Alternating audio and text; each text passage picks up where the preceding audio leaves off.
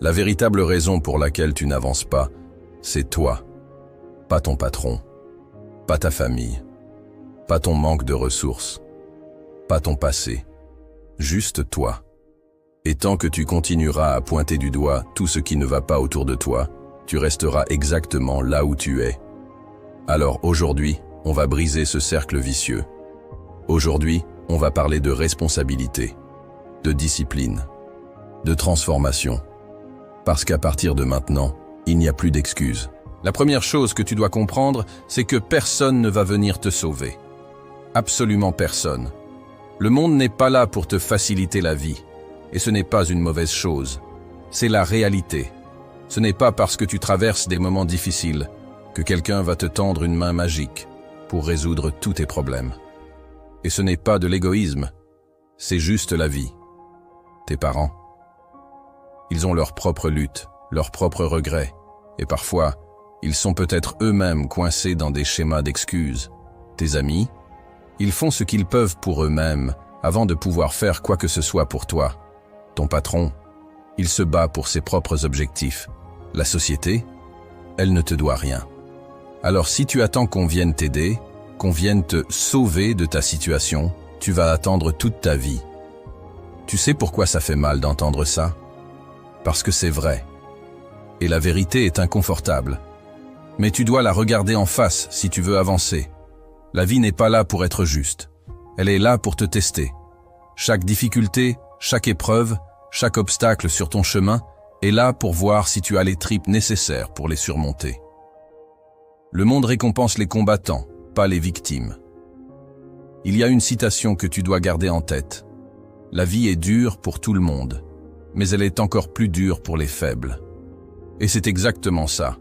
Le monde ne récompense pas les victimes.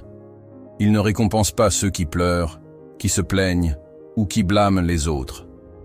Il récompense les combattants, ceux qui se lèvent malgré la douleur, ceux qui continuent même quand ils tombent, ceux qui prennent leurs responsabilités et qui refusent de se cacher derrière des excuses. Tu veux savoir pourquoi certains réussissent alors que d'autres échouent? Ce n'est pas une question de chance ou de talent. Ce n'est même pas une question de moyens. Ceux qui réussissent sont ceux qui refusent de se laisser arrêter. Ceux qui regardent l'adversité droit dans les yeux et disent « Je vais gagner, peu importe le prix ». La vraie question c'est « Est-ce que tu es prêt à devenir cette personne ?» Arrête de mentir à toi-même. Maintenant, prends un moment pour être brutalement honnête avec toi-même. Je vais te poser quelques questions, et tu dois y répondre sans te mentir. Quand tu dis que tu n'as pas le temps, est-ce vraiment vrai? Ou est-ce que tu passes des heures sur Netflix, YouTube ou TikTok à scroller sans fin? Est-ce que tu passes ton dimanche à ne rien faire? Ou est-ce que tu profites de chaque minute pour avancer?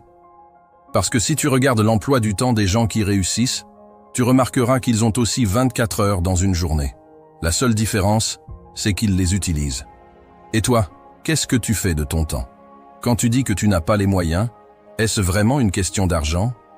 Ou est-ce que tu refuses simplement de faire les sacrifices nécessaires? Peut-être que tu es capable de dépenser pour des choses inutiles, des vêtements que tu ne portes pas, des sorties que tu oublieras dans une semaine, des abonnements à des services dont tu n'as pas besoin. Tu dis que tu veux investir dans ton futur, mais es-tu prêt à sacrifier ton confort actuel pour y arriver? Quand tu dis que c'est trop difficile, est-ce vraiment hors de portée, ou est-ce que tu as peur d'échouer? La peur d'échouer est l'une des excuses les plus sournoises, parce que derrière elle se cache la vérité. Tu as peur d'essayer, car tu sais que ça va demander un effort monumental. Chaque excuse que tu inventes est une barrière que toi, tu mets entre toi et ton succès. Ce n'est pas la faute des autres. Ce n'est pas la faute de ton environnement. Ce n'est pas la faute de la crise, de l'économie ou de je ne sais quelle circonstance extérieure. C'est toi. Et voici la bonne nouvelle. Si ces barrières viennent de toi, alors tu as le pouvoir de les démolir. Chaque excuse que tu laisses tomber est une porte qui s'ouvre. Mais tu dois faire ce travail. Personne ne le fera à ta place. Tu dis que tu n'as pas de temps? Réveille-toi 1 heure plus tôt ou couche-toi 1 heure plus tard. Tu dis que tu n'as pas d'argent? Vends quelque chose. Apprends une nouvelle compétence. Fais des sacrifices. Tu dis que c'est trop dur. Alors mets-toi au travail, parce que plus tu attends, plus ça deviendra difficile. Tu dois adopter une nouvelle mentalité. Je suis responsable de tout ce qui m'arrive. Quand tu regardes ta vie sous cet angle, quelque chose de magique se produit. Tu réalises que tu n'as plus besoin d'attendre. Tu n'as plus besoin de dépendre des autres. Tu n'as plus besoin de te cacher derrière tes excuses. Parce que tout repose sur toi. Et si tu veux que ta vie change, tu dois commencer aujourd'hui. Pas demain, pas la semaine prochaine, pas l'année prochaine. Aujourd'hui. La clé pour transformer ta vie, c'est d'adopter une mentalité de responsabilité totale. Cela signifie une chose très simple. Tout ce qui se passe dans ta vie, que ce soit un succès ou un échec, est de ta faute. Oui, tout. Pas d'exception, pas d'excuse, pas de « mais c'est la faute de ». Ce principe peut sembler brutal, mais il est aussi incroyablement libérateur. Pourquoi? Parce que si tout est de ta faute, cela signifie que tu as le contrôle. Tu n'es plus une victime des circonstances, du système ou des autres. Tu es le seul maître de ta destinée. Tu n'as pas d'argent? C'est de ta faute. Tu es malheureux dans ton travail? C'est de ta faute. Tu es en mauvaise santé? Encore une fois, c'est de ta faute. Cela peut être difficile à entendre, mais c'est la vérité. Et cette vérité, aussi inconfortable soit-elle, est la première étape vers ta libération. Parce que tant que tu blâmes quelque chose ou quelqu'un d'autre, tu leur donnes ton pouvoir. Tu leur laisses le contrôle. Mais dès que tu acceptes que tout est entre tes mains, tu reprends ce pouvoir. Les faibles passent leur vie à chercher des excuses. Ils disent que c'est à cause de l'économie, de leur patron, de leur enfance, de leur manque de chance. Ils passent leur temps à se plaindre et à justifier leur situation. Mais les forts assument. Ils disent « c'est ma faute, j'aurais pu faire mieux, j'aurais dû essayer plus fort ». Ils prennent leurs échecs comme des leçons et avancent, quoi qu'il arrive. Si tu veux rejoindre le camp des forts, tu dois cesser immédiatement de blâmer les autres et commencer à prendre la responsabilité totale de ta vie. Les excuses sont la drogue des faibles. Elles te réconfortent. Elles te donnent une justification pour ne pas agir. Mais elles te détruisent de l'intérieur. Chaque fois que tu dis « je n'ai pas le temps » ou « je n'ai pas les moyens », tu renforces les chaînes qui te maintiennent au sol. Arrête de te concentrer sur ce qui ne va pas. Arrête de répéter pourquoi tu ne peux pas. Pose-toi la seule question qui compte. Quelle est la solution? Tu veux gagner plus d'argent? Alors arrête d'attendre une promotion ou une aide extérieure et apprends une compétence. Forme-toi, travaille, cherche des opportunités. Tu veux perdre du poids? Ne te cache plus derrière les excuses. Fais le premier pas. Même si ce n'est qu'une minute de sport aujourd'hui, commence. Tu veux changer de vie? Arrête de dire que tu commenceras demain. Demain est l'excuse des faibles.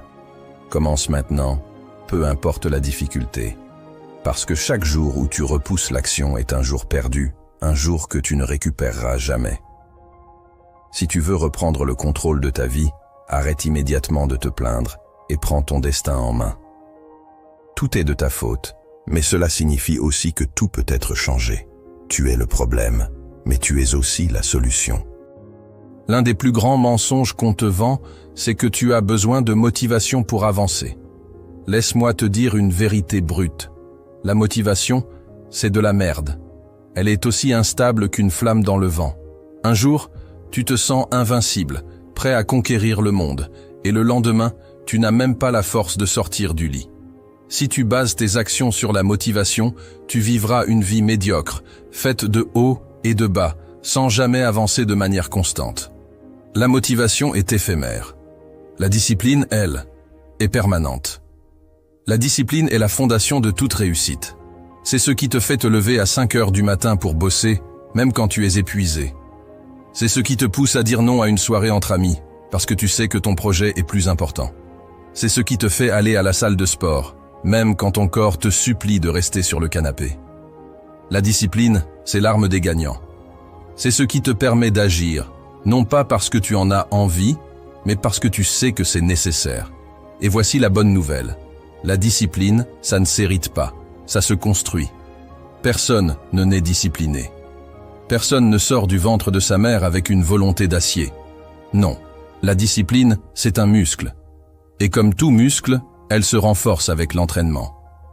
La différence entre ceux qui réussissent et ceux qui échouent, c'est que les premiers comprennent que la discipline est un choix, un mode de vie. Ils ne se demandent pas s'ils ont envie de faire quelque chose. Ils le font, point. Alors comment construire cette discipline? Commence par des petites actions. Fixe-toi des objectifs simples, mais non négociables. Fais ton lit chaque matin. Ce n'est pas pour le lit en lui-même, mais pour montrer à ton cerveau que tu es capable de finir ce que tu commences. Bois un verre d'eau dès que tu te lèves, pour montrer que tu contrôles tes routines.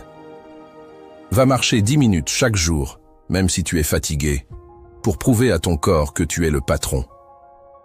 Ces petites victoires sont cruciales, car elles construisent la base de ta discipline. Chaque habitude que tu respectes est un pas de plus vers une volonté inébranlable. Mais ne t'arrête pas là. Une fois que les petites actions deviennent naturelles, augmente la difficulté. Challenge-toi. Étire tes limites. Si tu cours 10 minutes, passe à 20. Si tu travailles 1 heure sur ton projet, passe à 2. Et surtout, tiens tes engagements, même quand c'est dur.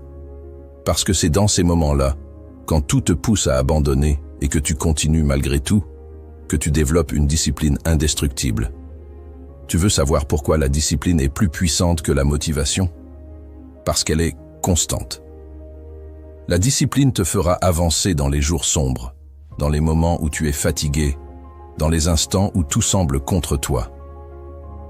La discipline, c'est ce qui transforme un rêve en réalité. La motivation te fait commencer, mais la discipline, elle, te fait finir. Alors arrête d'attendre d'être motivé. La motivation, c'est pour les amateurs. Les vrais champions s'appuient sur leur discipline. Sois discipliné et rien ne pourra t'arrêter. La majorité des gens fuient la douleur comme s'il s'agissait d'un ennemi mortel. Ils passent leur vie à chercher le confort, à éviter les défis, à s'entourer de coussins pour amortir les coups.